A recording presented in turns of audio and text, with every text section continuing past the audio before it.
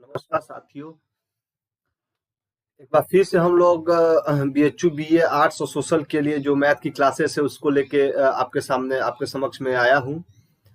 देखिए, अभी तक हम लोगों ने मैथ में एलसीएम एलसीएफ के सारे कॉन्सेप्ट की बात कर ली थी और जहां तक मेरा मानना है तो अगर आपने सही तरीके से प्रैक्टिस किया है उन सारे क्वेश्चंस की जो मैंने बताया है और उनके बेसिस पे और क्वेश्चन बनाने की कोशिश की है, तो ये याद रखिएगा, मोर और लेस क्वेश्चंस उसी में से पूछे जाएंगे, उसी में से, क्योंकि मैंने उस चैप्टर के सारे कॉन्सेप्ट को बता दिया है। और देखिए, कभी भी कंपटीशन का पेपर ज्यादा चेंज नहीं होता है।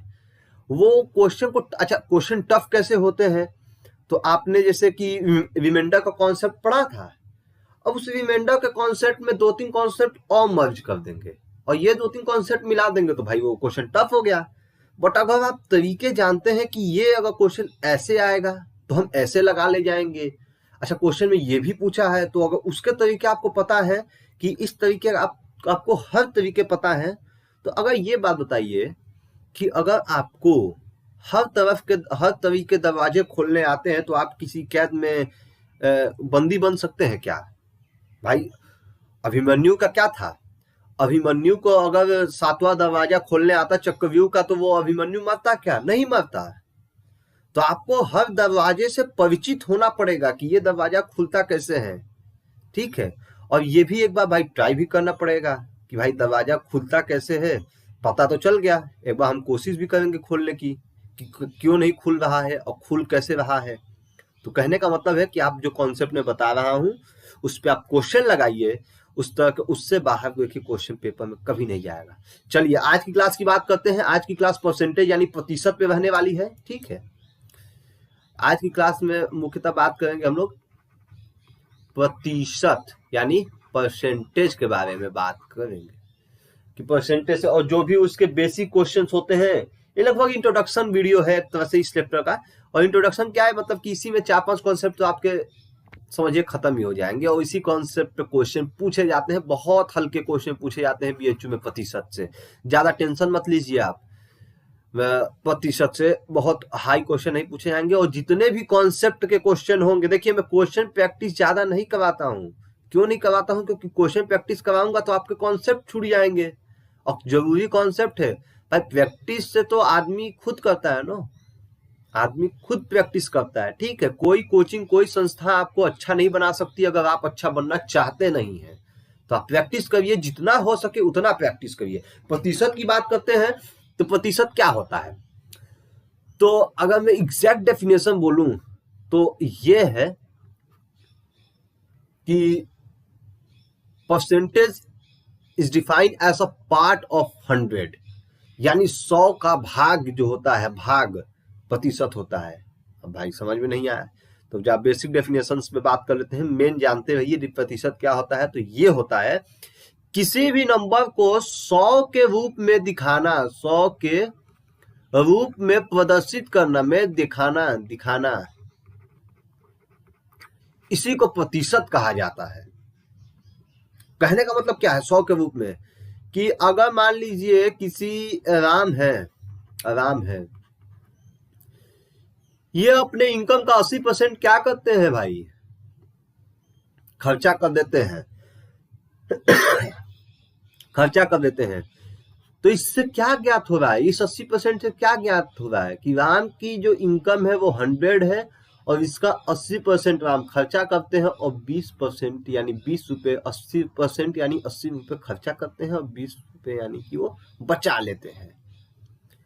तो भाई 100 क्यों लिखे, तो मैंने माना कि इनकम 100 रही होगी, 80 खर्चा हुआ, 20 बचा, तो इसी को प्रतिशत कहते हैं, यानी 100 के रूप में। अब देखिए यही 100 के रूप में इस 80 को दिखा दिया गया है 80%।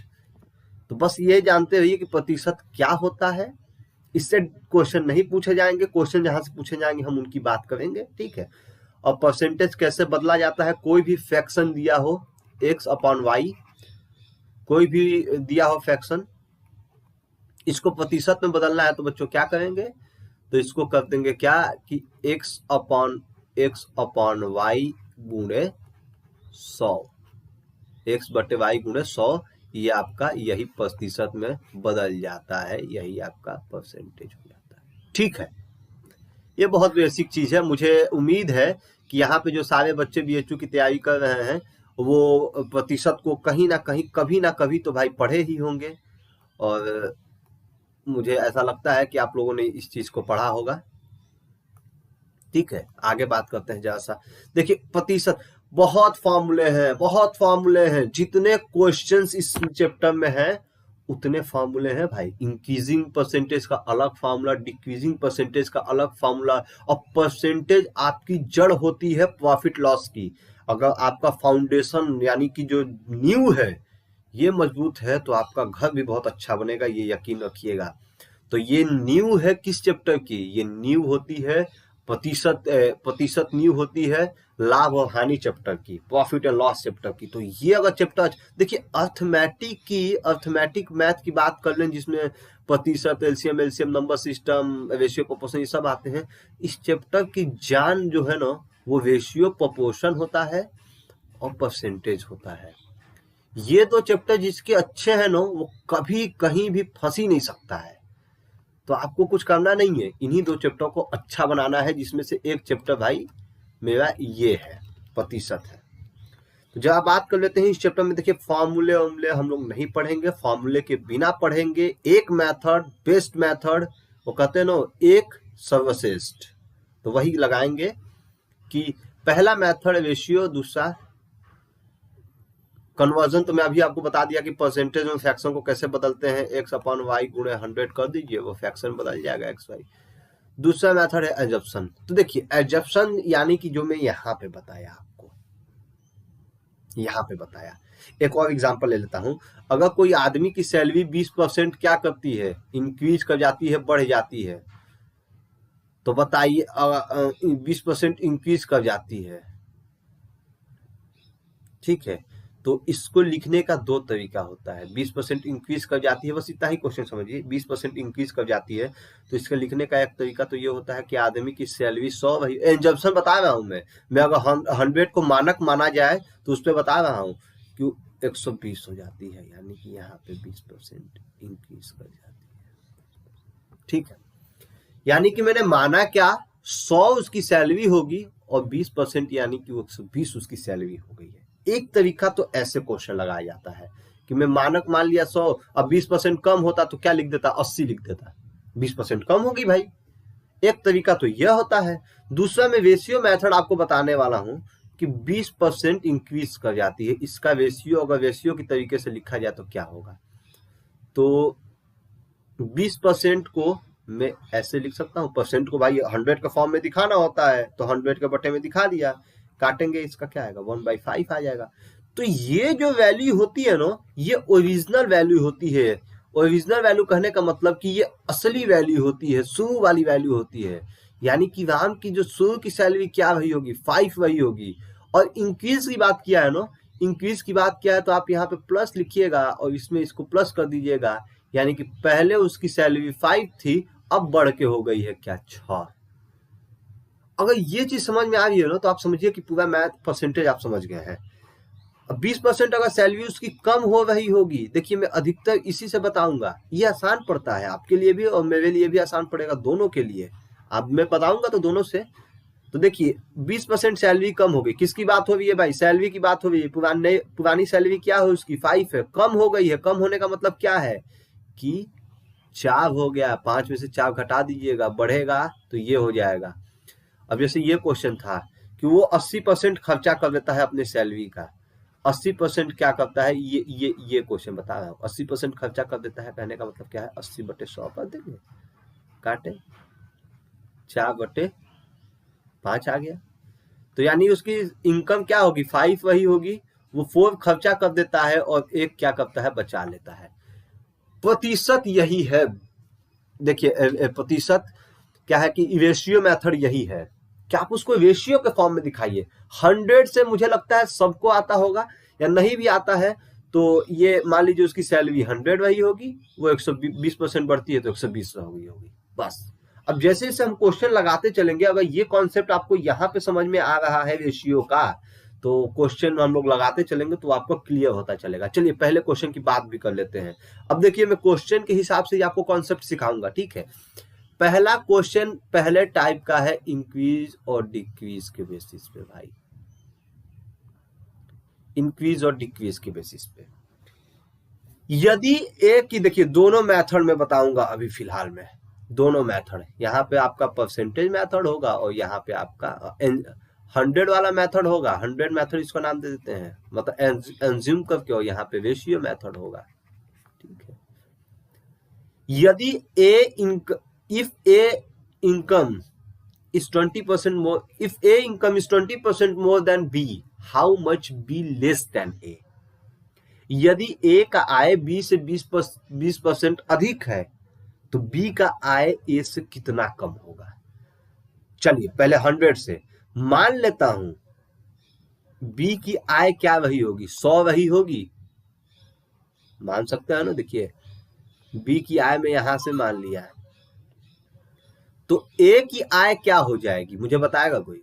A की आय क्या हो जाएगी, 20% अधिक है, तो यानी A की जो इनकम है वो 120 हो जाएगी।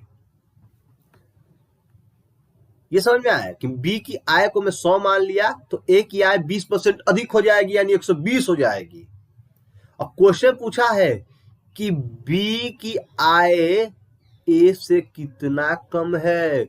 देखिए जो लास्ट में होता है ना वो हरदम नीचे जाता है। जैसे B की आय A से कितना कम है ये बताइए मुझे। भाई B 100 है, A 120 है, तो B की आय 20 कम है। कितने के ऊपर कम है, तो लोग क्या करते हैं, देखिए ये 100 तो लिखा जाएगा क्योंकि परसेंटेज में बदलना है फ्रैक्शन को, तो 100 लिखा जाएगा। मुझे मेन यहाँ पे ये सोचना है कि यहाँ पे क्या होगा। तो B की आय पूछा है A की तुलना में, तो हरदम जिसकी तुलना में पूछा जाए, जिसकी तुलना में B की आय A से कितना कम है, A से कितना कम है, तो हरदम उस चीज को क्या करेंगे हम लोग, नीचे लिखते हैं। तो A की इनकम यहाँ पे आएगी, जिसकी तुलना में पूछा जाता है वो नीचे होता है, अधिकतर पीछे वाला नीचे होता है। लेकिन ये कॉन्सेप्ट आप मत याद रखिएगा, आप ये याद रखिए, देखिए क्वेश्चन समझिएगा कि B की तुलना में A की आय पूछा है, B की तुलना में A की आय पूछा है, तो A नीचे रहेगा। अब यहां से भाई हम जल्दी से फाइंड कर लेते हैं, तो 20 6 हो जाएगा, यानी कि ये हो जाएगा क्या आपका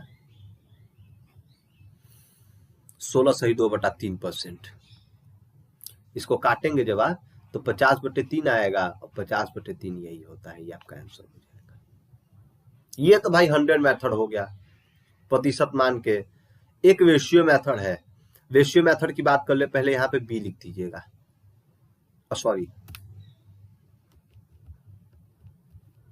पहले यहाँ पे A लिख दीजिएगा। क्यों, क्योंकि यहाँ A की बात किया गया है। यदि A की आय, तो यदि A की आय 20% क्या है, काटिए पहले इसको, 20% अधिक है। किससे अधिक है, तो B से अधिक है, तो यानी कि B आपका क्या हो जाएगा भाई 5 हो जाएगा, और A क्या हो जाएगा, मैंने बताया था इसमें ये क्या हो जाएगा, बढ़ रहा है घट नहीं रहा है, तो ये 6 हो जाएगा। क्यों भाई, ये समझ में आया कि नहीं आया। अब पूछा है कि B का आय A से कितना कम है, तो देखिए B कितना कम है, 1 कम है। कितने के ऊपर कम है, A से कम है ना, A से पूछा है ना, A से कितना कम है, तो A नीचे चला जाएगा, और इसमें 100 का हम गुणा दे देते हैं परसेंट निकालने के लिए। ये हो जाएगा 50/3, यानी 16 सही 2/3%। समझ में आया कि नहीं। एक बार फिर से नहीं समझ में आया तो एक बार फिर से आप इसको पीछे करके देखिएगा, क्योंकि यहाँ अगर समझ में आ गया तो आप समझिए ये मेथड समझते रहिएगा, क्योंकि ये थोड़ा छोटा है, टाइम बचा सकता है आपका, इसमें भी कोई दिक्कत नहीं है। ये तो बहुत बेसिक मेथड है, इसमें तो गलती नहीं होती है, इसमें भी गलती नहीं होगी। आपको जो सही लगे आप उससे सीखिएगा। देखिए यहाँ पे क्वेश्चन क्या बोल रहा है, if the price of a good is increased by 20%, original price जितना है फाइंड द फाइनल प्राइस। यानी अगर किसी वस्तु का मूल्य 20% बढ़ जाता है, अब मैं रेशियो मेथड से क्वेश्चन लगाऊंगा, आप चाहे तो परसेंटेज से भी लगा सकते हैं, 100 से 120 हो गया, लगा सकते हैं। लेकिन रेशियो मेथड में चाहता हूं आप सीखें, उस पर प्रैक्टिस करें, क्योंकि ये जो चीज है ये पीछे रह जाएगी। रेशियो मेथड बहुत अच्छा है और बहुत जल्दी होगा। देखिए, आप बोलेंगे आपको बहुत ज्यादा वो होगा तो मैं इस मेथड से भी बता दूंगा, लेकिन ये मेरा पर्सनल ओपिनियन है कि अगर कंपटीशन में बैठ रहे हैं तो थोड़ा सा तो एडवांस होना पड़ेगा आपको। मैं ये नहीं कहता हूँ ट्रिक सीखिए, आप फास्ट करिए। तो फास्ट कैसे होगा? छोटा मेथड कौन सा इसमें लगा है? Ratio method. देखिए, कोई भी वस्तु का मूल्य 20% बढ़ जाता है। वस्तु का मूल्य 20% क्या होता है? बढ़ जाता है। 20% क्या होता है? बढ़ जाता है। 20% इंक्रीज की बात किया है ना भाई, तो 20% को मैं ये लिख सकता हूँ क्या? फिर इसको काट देता हूँ तो 1/5 आएगा। क्या बढ़ जाता है? यानी प्लस का साइन दे दीजिएगा। यानी कि पहले वस्तु का मूल्य क्या था? ओरिजिनल में क्या था? 5 था, और न्यू यहाँ पे लिख देता हूँ। बढ़ के कितना हो गया? 6 हो गया भाई। ऐड कर दीजिएगा इसमें। तो ओरिजिनल 5 था, तो कह रहा है ओरिजिनल प्राइस अगर 5 था और 5 कितना है? 300 के इक्वल है। यानी ओरिजिनल प्राइस कितना है? यही 5 क्या है? 300 के इक्वल था। तो क्या बताइए कि 5 में क्या मल्टीप्लाई करेंगे? 300 आएगा 60। भाई 300 उसका प्राइस दिया था ना, मुझसे पूछा है कि नया प्राइस बताइए क्या होगा। तो भाई अगर मान लीजिए ये जो 5 आया है ये तो रेशियो है। रेशियो क्या होता है? रेशियो किसी भी नंबर को, जैसे 100 हो गया, 80 हो गया, इन्हीं नंबर को छोटे फॉर्म में दिखा देना, इन्हीं नंबर को छोटे फॉर्म में दिखा देना ही तो रेशियो होता है। अब इसका मतलब ये थोड़ा नहीं है कि ये नंबर नहीं बन सकता है। बन सकता है अगर इसमें कुछ मल्टीप्लाई कर दे। कुछ क्या मतलब? क्या 20 का मल्टीप्लाई कर दे तो हम पुनः ये नंबर पा सकते हैं। ठीक है, तो ये रेशियो है, ये उसका छोटा रूप है। यानी ये 5 किसके इक्वल है? 300 के इक्वल है। यानी कि अगर मैं 5 में 60 का मल्टीप्लाई कर दूं तो 300 मिल जाएगा। तो जरा इसमें बताइए कि इसमें भी अगर 60 का मैं मल्टीप्लाई कर दूं, क्योंकि यहाँ पे 60 का मल्टीप्लाई हुआ तो यहाँ भी 60 का ही मल्टीप्लाई होगा, तो ये 360 हो जाएगा। यानी उसकी अब की मूल्य क्या हो जाएगी? 60 रुपये हो जाएगी। देखिए कितना आसानी से ये क्वेश्चन निकला है, कितना आसानी से ये क्वेश्चन निकला है। यदि 20% बढ़ता है रेशियो मेथड से, ये पूरा समझ में आया। पुरानी प्राइस जो ओरिजिनल प्राइस होगी ये है, और नई वाली प्राइस ये है, और ये 300 के इक्वल है। यानी इसमें 60 का मल्टीप्लाई हुआ है। 6 भी 300 के इक्वल है, यानी इसमें भी करते हैं। अगर 5 300 के इक्वल है तो इसमें 60 का मल्टीप्लाई किए हैं। तो भाई इस नंबर को पाने के लिए सेम नंबर से मल्टीप्लाई करते हैं रेशियो को पुनः नंबर बदलने के लिए। तो 6 को 60 से मल्टीप्लाई करते हैं। 360 में क्या है? वास्तविक मूल्य, बढ़ा हुआ मूल्य यही है भाई। 60 रुपये इस पे बढ़ा है, और बढ़ा हुआ मूल्य क्या है? 60 रुपये। यानी कि 60 रुपये बढ़ा है, यानी कि भाई 360 हो गया। बहुत सिंपल क्वेश्चन, बहुत सिंपल क्वेश्चन। आगे अब यहाँ पे भी वही क्वेश्चन, वैसे ही क्वेश्चन है, तो क्या बात कर लेते हैं। The wage of a worker is firstly increased by 20%, then it decreased by 20%. Original wage जितना फाइंड द फॉर्म। अब देखिए इस क्वेश्चन में अगर देखिए दोनों मेथड लगेंगे, चुनना है कौन सा लगाया जाए। चलिए चुन लेते हैं। ठीक है, पहले हम वो मेथड लगाते हैं, क्या कहते हैं? प्रतिशत वाला मेथड। क्योंकि इस क्वेश्चन में जब मैं पढ़ रहा हूं तो मुझे ये समझ में आया कि अगर प्रतिशत में जाऊंगा तो ये अपेक्षा, देखिए चुनाव आपको करना है कि आप कौन सा मेथड चुनते हैं। ठीक है, देखिए इसमें तो ये, इसमें एंजप्शन मेथड मुझे बेस्ट लगा। क्यों? क्योंकि एक कारीगर की मासिक आय 20% बढ़ जाती है। यानी कि 100 था, अब उसकी कारीगर की क्या होगी? 120 होगी। दोनों मेथड बताऊंगा, आप चिंता मत करिएगा। 100 था, 120 हो गई। 20% क्या हुआ? बढ़ गया। अब कह रहा है फिर 20% घट जाता है। यानी कि 120 का 20%, देखिए परसेंट निकालना भी मैं आपको बता देता हूं एक बार। चलिए भाई, परसेंट निकालते कैसे हैं? तो 20% निकालना है ना। 20 कितने किसके निकालना है? 120 का निकालना है। सॉरी, ये मैं दूसरा कुछ बता दिया। 20 कितना परसेंट होता है ये बता दिया मैं आपको। देखिए 20% निकालना है। देखिए कभी भी देखिए दो तरह से क्वेश्चन पूछ सकते हैं कि 20 120 का कितना परसेंट है। तो ये कैसे निकालेंगे? तो 20/120 गुणे 100, इससे निकल जाता है परसेंटेज। अब परसेंटेज को, परसेंटेज टू फ्रैक्शन, परसेंटेज को फ्रैक्शन में बदलना है तो क्या करेंगे 20/100 गुणे 120 काटिए, तो यानी कि 120 का 20% 24 हो जाएगा। समझ गए? नहीं समझे? परसेंटेज को फ्रैक्शन में बदलना है तो यहाँ पे जो 100 होता था, देखिए पहले अगर नंबर को परसेंटेज में बदलना है तो वो नंबर अपन ये नंबर इंटू 100 करते थे। अब इस 100 को नीचे लाएंगे और ये जो नीचे वाला नंबर होता था इसको इधर करेंगे और परसेंट जितना दिया उतना बदल के ये ला देंगे। उम्मीद करता हूँ ये पता होगा क्योंकि ये बहुत बेसिक क्लास में पढ़ाया जाता है। तो चलिए जरा सा इस क्वेश्चन पे बात कर लेते हैं। तो अगर 100 से 120 किया वो, ठीक है, तो इसका उसको 20% कम होगा ना। 120 का 20% क्या होगा? 120 का 10% क्या होगा? तो जल्दी से सोच लीजिएगा, 120 का 10% तो 12 होगा। कैसे निकाल दिए सर? तो 10/100 करेंगे गुणे 120 करेंगे, यहाँ से एक जीरो कट गया, यहाँ से एक जीरो कट गया, तो भाई ये 12 हो जाएगा। 10% 12 है तो 20% कितना हो जाएगा? 24 हो जाएगा। सीधी सी बात है। 120 में से 24 घटाएंगे तो क्या आएगा? 96 आएगा। आएगा कि नहीं आएगा ये बताइए? आएगा। एक और मेथड है, मैं वो भी बताऊंगा आपको। 96 आएगा, ठीक है। तो बोला है उसकी ओरिजिनल वेज जो थी, यानी कि उसकी मासिक आय 500 है, तो आखिरी आय क्या होगी? तो यानी कहने का मतलब है कि अगर ये 100 जो हम माने हैं इसकी जगह पे 500 है, 100 की जगह पे 500 है, तो 96 की जगह पे सब कितना होगा? तो 100 की जगह पे 500 है यानी 1 की जगह पे 500/100 होगा, और 96 की जगह पे तब क्या हो जाएगा? 1 मिनट, इसको मैं अभी नहीं लिखता हूं। 1 की वैल्यू ये हो जाएगी तो 96 की वैल्यू क्या हो जाएगी? इसको काट दीजिएगा, 5 हो जाएगी। तो 96 की वैल्यू 5 गुणे 96 हो जाएगी। यहीं से आगे स्टेप कर दिया हूँ। 1 की वैल्यू 500/100 है, 96 की वैल्यू 96 से मल्टीप्लाई कर दीजिएगा। 6 5 30, 45 3 48, 480। बस यही था क्वेश्चन में कि घटी हुई उसकी इनकम क्या हो जाएगी? इतनी हो जाएगी। एक और मेथड था, ये जो 4% आप डायरेक्ट लाए थे ना, या यहाँ पे देखिए, यहाँ से यहाँ कितना परसेंट की कमी है? 4% की कमी है कि नहीं? एक और इसका मेथड भी होता है कि जितना बढ़ा और उतना ही घट गया, जितना बढ़ा उतना ही क्या है? घट गया। तो इसका एक तरीका यह भी है कि 20 गुणे 20।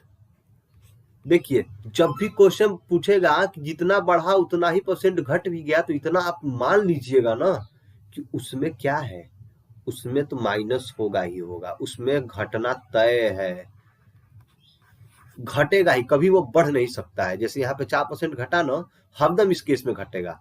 तो 20% बढ़ा है, मैं यहाँ लिख दिया, 20% घटा यहाँ लिख दिया, अपॉन में 100 कर दिया, इसको काट दीजिएगा, तो यहाँ पे आएगा 4। ये 4% क्या होगा? बढ़ा है कि घटा है? तो कहेंगे सर ये घटा है। घटा है ना, तो 500 का 10% क्या होगा? या चलिए सीधी बात है, 4% हम 500 का फाइंड कर लेते हैं तो क्या होगा मुझे बताएंगे? परसेंट को मैं फ्रैक्शन में बदलना बताया ना, फ्रैक्शन में कैसे बदलते हैं? Percentage upon 100 into given quantity, ठीक है। तो ये 20 हो जाएगा। तो 20 रुपये क्या हुआ है? बढ़ा है कि घटा है? यहाँ पे क्या है? घटा है ना। तो यहाँ पे 500 में क्या करेंगे? 20 रुपये घटा देंगे कि नहीं घटा देंगे? घटा देंगे सर। तो ये क्या हो जाएगा? आंसर हो जाएगा आपका सर। इतना समझ में आया कि नहीं? जब भी क्वेश्चन ये पूछे तो बढ़े हुए को मल्टीप्लाई कर दीजिए घटे हुए से बटे 100 कर दीजिएगा, केवल इस केस में। लेकिन मैं बार बार कहता हूं कितना फार्मूला आप याद करेंगे? तो ये एंजम्पशन से भी लगा सकते थे, कोई दिक्कत ही नहीं है मुझे भाई। रेशियो से लगाना चाहते हैं उससे भी लगा सकते हैं, उसमें भी कोई दिक्कत नहीं है। तो चॉइस आपकी है, आप जिससे भी लगाना चाहते हैं आप स्वतंत्र है, आप लगा सकते हैं, समझिए। अच्छा रेशियो से मैं बता देता हूं, चलिए, नहीं तो कहेंगे कि सर रेशियो से बता ही नहीं रहे, आपका जो मन आ रहा है आप वही बता देते हैं, ठीक है। तो देखिए रेशियो से कि 20% उसकी सैलरी क्या हुई है? बढ़ गई है, यानी कि पहले 20% को 1/5 अब डायरेक्ट लिखता हूं, ठीक है, बढ़ गई है। यानी कि पहले जो सैलरी थी वो 5 थी, अब कितनी हो गई है? 6 हो गई है। 20% सैलरी क्या है, घट गई है, यानी कि 1/5, यहाँ पे माइनस साइन। पहले सैलरी क्या थी, ये है, अब कितनी हो गई है, ये है।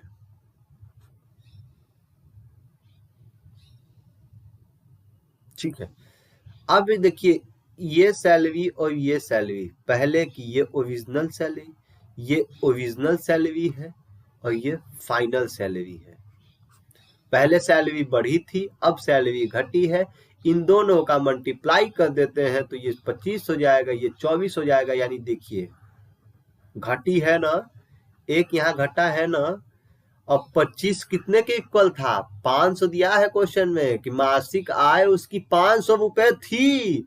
यानी कि मैं बताया था कि रेशियो ही छोटा फॉर्म होता है उस नंबर का, यानी 500 है, यानी गुणे 20 यहाँ मल्टीप्लाई हुआ है। तो बच्चों यहाँ पे क्या करेंगे सर, कहेंगे सर हम भी 20 का मल्टीप्लाई करेंगे, अगर इसमें 20 हुआ है तो इसमें भी 20 क्यों नहीं होगा, और इसमें 20 कर देंगे ना आप तो 480 आ जाएगा। देखिए रेशियो मेथड से भी जल्दी लग गया। आप स्वतंत्र है, आपको 2 या 3 मेथड में बताते चल रहा हूं, आप जो समझ में आ रहा है आपको वो लगाइएगा, आप बिल्कुल स्वतंत्र हैं। अच्छा यहाँ पे देखिए ये थोड़ा सा मिसप्रिंट हो गया है क्या, कोई बात नहीं, हमारे बच्चे समझदार है, समझ लेंगे। If the price of a commodity is increased by 20%, find how much percent housewife reduce her consumption so as to increase the expenditure. अगर किसी वस्तु का दाम 20% बढ़ जाता है तो गृहिणी उपभोग को कितना प्रतिशत कम करेगी कि व्यय समान हो। एक हरदम एक फॉर्मूला याद रखिएगा, फॉर्मूला मतलब कुछ नहीं है, मैं फॉर्मूला नहीं पढ़ाता हूँ, एक तरीका, एक मतलब कि तरीका कहने का मतलब क्या है, ये फॉर्मूला तो आपको भाई पढ़ना ही पड़ेगा कि एक्सपेंडिचर जो होता है ना, ये हरदम कितने के इक्वल होता है, प्राइस कमोडिटी का और कंजम्पशन। जो व्यय होता है ये दाम गुणे उपभोग के इक्वल होता है। कैसे होता है जब मैं समझा दूं, एग्जांपल से समझिए, आप बिल्कुल बिंदास समझिए, कोई दिक्कत नहीं है। मान लीजिए एक बिस्किट खरीदते हैं 5 रुपए का, खरीदते हैं, और खाने वाले 10 लोग हैं, और एक लोग 5 रुपए का एक बिस्किट खा रहे हैं, तो 10 लोग कितना खाएंगे, 50 खाएंगे। कैसे कह दिया आप, तो बिस्किट का भाई प्राइस 5 रुपए था, कंज्यूम उपभोग, किसी भी चीज को भोग करना, खाना या किसी भी चीज का भोग करना, अपने ऊपर इस्तेमाल करना, इस्तेमाल करवाना, उसको उपभोग कहा जाता है। तो आप 5 रुपए का सामान लिए, 10 लोग उपभोग करने वाले थे, तो आपका जो एक्सपेंडिचर खर्चा कितना हो गया भाई, 50 रुपए का चूना लग गया, आपको पार्टी हो गई, वही उसको पार्टी कह दिया जाता है, चूना लगने को ही पार्टी कहा जाता है, कोई और दिक्कत की बात नहीं है। 5 रुपए का सामान था, 10 लोग खाने वाले थे, पार्टी हो गई, आपका खर्चा बैठ गया 50 रुपए। कैसे किए, price into consumption equals to expenditure. Commodity का मतलब क्या होता है, सामान होता है, कमोडिटी का मतलब क्या होता है, वस्तु होता है, सामान होता है, कोई उसमें वो सोचना नहीं है। ये समझे कि नहीं यार। वैसे ही एक और फॉर्मूला भी यही लगे हाथ बता दूं कि इनकम क्या होता है, income equals to expenditure plus saving, आय इक्वल्स टू व्यय धन बचत। किसी भी आदमी की इनकम कैसे, मान लीजिए कोई है महापुरुष जो 800 रुपए खर्चा कर देते हैं और 200 रुपए बचा देते हैं, तो उनकी इनकम क्या होगी, 1000। कैसे कह दिए सर, जितना खर्चा किए हैं, जितना बचाए हैं, अब लोन लेके तो भाई खर्चा नहीं करेंगे, करते हैं लोग, कोई दिक्कत नहीं है, लेकिन ये नहीं कहेंगे क्योंकि ये कमाई वाले आदमी है। 800 का सामान था, 200 रुपए खर्चा कर दिए, तो यानी 800 का सामान था, 200 रुपए खर्चा हो गया। सॉरी, मैं भी क्या बोल रहा हूँ, 800 रुपए खर्चा कर दिए, 200 रुपए बचा लिए, तो भाई 800 खर्चा किए हैं, 200 बचा है उनके पास, उनकी सैलरी क्या हो जाएगी, कहेंगे सर 1000 रुपए। कैसे, खर्चा हो गया, 200 रुपए बच गया, हमारी सैलरी 1000 हो जाएगी। इतना बात समझ में आया कि income equals to expenditure plus saving, और expenditure equals to price into consumption. देखिए आपको याद करने की जरूरत नहीं पड़ी है, मैं तरीका बता दिया हूँ। कैसे, 5 रुपए का सामान था, 10 लोगों को भोग कर दिए, खर्चा कितना हो गया, 50। आ गया समझ में। चलिए ये फॉर्मूला लेकिन याद रखिएगा। चलिए मैं इसको हटाता हूं। ठीक है। अब देखिए क्वेश्चन में कह रहा है कोई सामान का दाम 20% बढ़ गया। क्या बढ़ा है? प्राइस बढ़ी है सर, सामान नहीं बढ़ा है, प्राइस बढ़ गई है सामान पे। तो अब 1/5 देख सकते हैं बढ़ गई है, यानी प्राइस क्या हुई है? 5 थी, सब 6 हो गई है। ओरिजिनल फाइनल, ठीक है। 5 थी, सब 6 हो गई है। हमको कंजम्पशन में कमी बतानी है, कितना कम होगा कंजम्पशन में, क्या समझे? यानी कि प्राइस 5 थी, 6 हो गई है। कंजम्पशन हमको पता नहीं है, मान लेते हैं पहले 10 बिस्कुट आया था और भाई 8 बिस्कुट आ रहा है, तो एक्स था वाई आ गया। 10 8 का तो मुझे पता है। मान लीजिए वही जो 5 वाला बताया था मैं, 5% 5 रुपए दाम था, 10 लोग खा रहे थे तो 50 रुपए बैठ रहा था। अब आपके जेबा में 50 रुपए ही हैं और भाई 10 लोग हैं और आपके जेब में 50 रुपए हैं, आप 10 बिस्कुट खिला दिए 10 लोगों को 5 वाला, लेकिन अब बिस्कुट पे दाम तो बढ़ गया, 10 रुपए हो गया। तो आप कितने लोग को खिलाएंगे? 5 लोगों को खिलाएंगे, क्योंकि जेबा में तो आपको 50 रुपए ही है ना। तो यानी इस देखिए कभी भी प्राइस कभी भी बढ़ता है, एक्विलेशन होता है, इन्वर्सली प्रोपोर्शनल। अगर प्राइस बढ़ेगा तो कंजम्पशन कम होगा, बेसिक है। दाम बढ़ता है तो खर्चा, भाई दाम बढ़ता है तो उपभोग कम हो जाता है। किसी भी चीज का दाम बढ़ गया तो आप कहेंगे नहीं सर हम वो नहीं खाएंगे। अभी कल मोमोज 20 रुपए का हो जाएगा तो नहीं सर मोमोज नहीं खाएंगे। लड़कियां कुल ऐसे ही कहती है नहीं सर नहीं खाएंगे, क्योंकि दाम बढ़ गया, खर्चा चल नहीं पाएगा। लड़के भी कम नहीं होते हैं, कोई दिक्कत नहीं है, वो कहते हैं नहीं खाएंगे, वो तो और बचत वाले होते हैं। और अगर दाम घट गया ऑटोमेटिक बढ़ जाएगा, नहीं खाने वाले भी दौड़ के जाएंगे, चलो भाई खा के आते हैं, अरे कितने का है? 2 रुपए का है, चलो खा के। तो ये आपको याद रखना होगा, ठीक है, कि दाम कम हो जाएगा तो भाई उपभोग बढ़ जाएगा, दाम बढ़ जाएगा तो उपभोग घट जाएगा। तो पहले उपभोग मान लेते हैं एक्स था, अब वाई हो गया है, और इन्हीं दोनों का जब हम मल्टीप्लाई करते हैं तो एक्सपेंडिचर निकलता है। तो यहाँ पे क्वेश्चन में कंडीशन दी हुई है कि एक्सपेंडिचर क्या होगा? सेम होगा। यानी पहले अगर एक खर्चा करता था ना तो अभी भी एक ही खर्चा होना चाहिए। भाई 50 और 50 का अगर रेशियो हम निकालेंगे तो क्या हो जाएगा? 1/1 ही होगा ना। पहले भी 85 था आपके जेब में, अभी 85 है, तो यानी 1/1 हो जाएगा। अब कभी भी ऐसा दिख जाए तो आप एक काम करिएगा, इसी को मैं दूसरे तरीके से लिख देता हूँ कि अब एक्स वाई को मैं ऊपर लिख सकता हूँ, क्या दिक्कत है, और 5 6 को नीचे लिख सकता हूँ। प्राइस को मैंने कंजम्पशन को ऊपर लिख दिया, प्राइस को नीचे लिख दिया, एक्सपेंडिचर को यहाँ पे ये दे दिया हूँ 1/1। और कभी भी ऐसा दिख गया तो क्रॉस मल्टीप्लाई कर दीजिएगा, क्रॉस मल्टीप्लाई कर दीजिएगा। रीजन बता दूं क्यों करिएगा। यहाँ पे क्रॉस मल्टीप्लाई करेंगे तो ये 6 हो जाएगा, ये 5 हो जाएगा। क्यों करिएगा? तो अभी मैंने फॉर्मूला बताया था क्या, कि प्राइस क्या है उसकी, 5 थी अब 6, पहले 5 थी अब 6 है। पहले उपभोग x था अब y हो गया है, इक्वल्स टू क्या होता है, एक्सपेंडिचर पहले 1 था अब 1 हो गया है।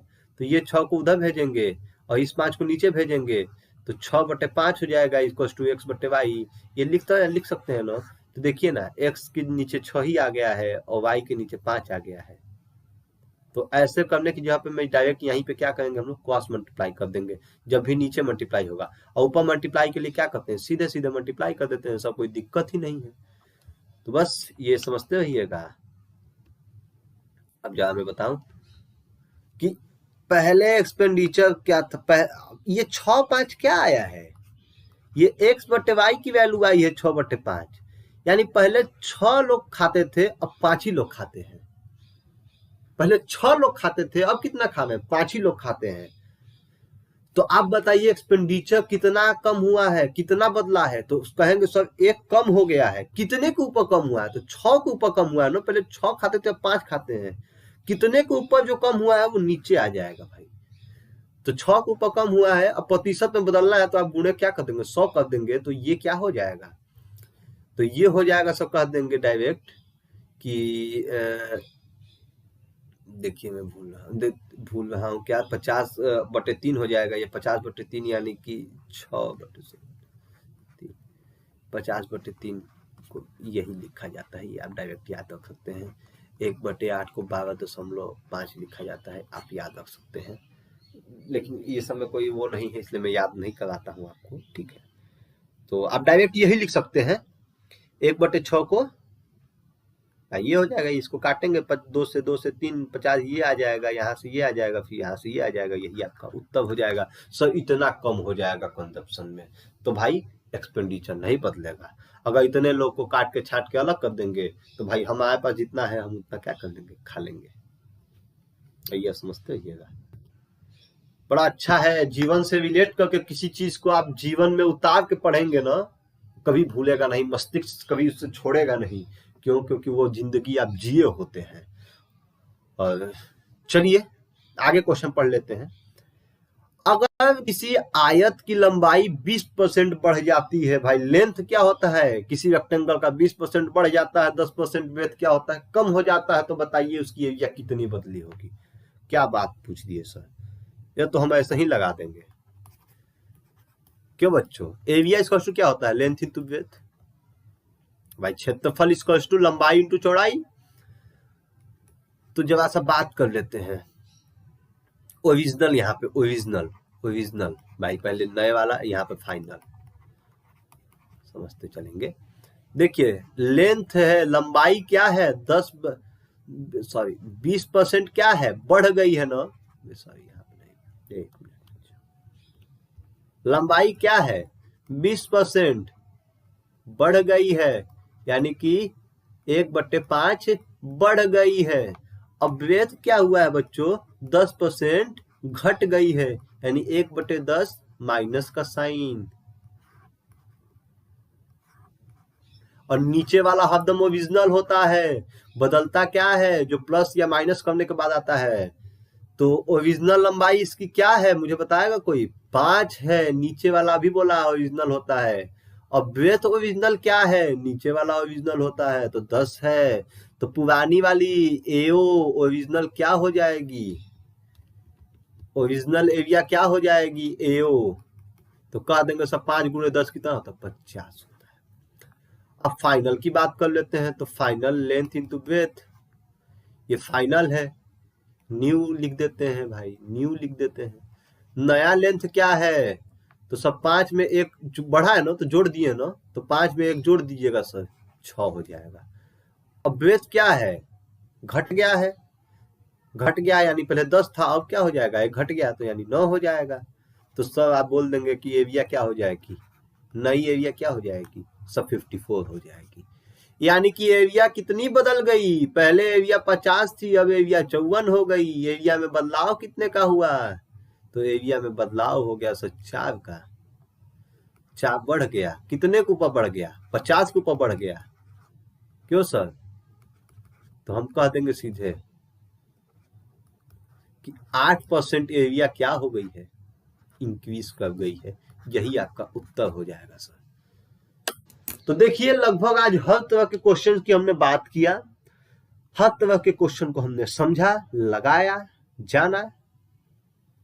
आप भी क्या करिएगा, इन सब क्वेश्चंस को लगाइएगा, समझिएगा, इन पे और भी जितने तरह के क्वेश्चन हो सकते हैं मैं वो सब लेके आऊंगा। आप क्या बस करिएगा कि अभी जितना कॉन्सेप्ट लगाया उसको पढ़िएगा खुद से, और उस पर ज्यादा क्वेश्चन बनाइएगा। और इतना आप कर लेंगे ना, तो मैं बोल रहा हूँ बीएचयू के मैथ में आप आराम से निकाल लेंगे। बहुत हार्ड नहीं होता है बीएचयू का मैथ। आप बीएससी नहीं देने जा रहे, बीए देने जा रहे, बेसिक पता होना चाहिए आपको। और अगर इस चीज को अगर आज आप ध्यान से पढ़ेंगे तो आप फर्दर भविष्य के लिए ये बहुत अच्छा होगा। ठीक है, तो आज इस वीडियो को यहीं पर समाप्त करते हैं, फिर मिलते हैं अगले वीडियो में। तब तक के लिए नमस्कार। हंसते रहिए, मुस्कुराते रहिए, पढ़ते रहिए, खूब अच्छे से पढ़िए, मस्त पढ़िए। बीएचयू आपका है, आपके लिए है और आपके द्वारा है, तो आपका निकलेगा भी बीएचयू। ठीक है, एकदम पॉजिटिव थॉट लेके चलना है, पॉजिटिव माइंड। कहते हैं ना कि positivity is one of the most important की ऑफ आवर सक्सेस। पॉजिटिविटी क्या है, positivity is one of the most important की ऑफ आवर सक्सेस। जो मन क्या है, ऊर्जाकृत रहेगा तो सफलता कदम चूमेगी भाई। निगेटिविटी नहीं लाना है, पॉजिटिव रहिए हरदम। चार्ज क्या होता है, पॉजिटिव होता है, निगेटिव का महत्व नहीं होता है। ठीक है, तो आप पॉजिटिव बने रहिएगा। चलिए धन्यवाद, नमस्कार, अगले वीडियो में फिर मिलते हैं।